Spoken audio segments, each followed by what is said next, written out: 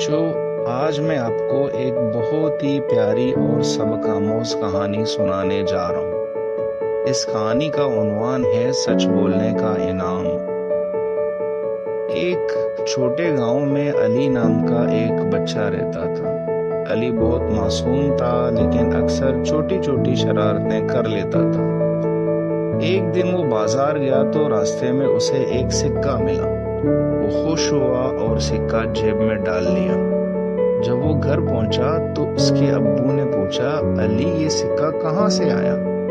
علی سوچ میں پڑ گیا۔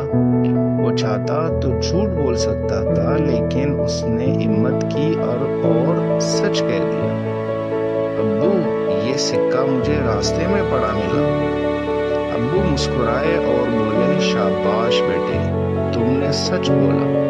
یہی اصل دولت ہے۔ اگر تم جھوٹ بولتے تو شاید یہ سکہ تمہارے پاس رہتا، مگر تمہارا دل ہمیشہ بوجھل رہتا۔ پھر ابو نے علی کو اپنے ساتھ بازار لے جا کر اس سکے کا مالک تلاش کیا۔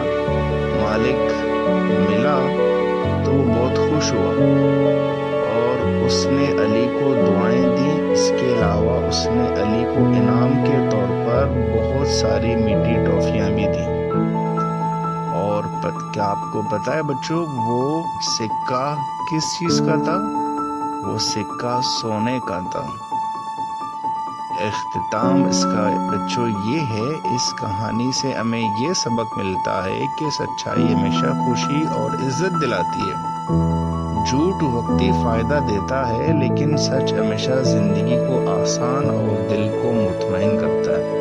تو ہمیشہ سچ بولا کریں۔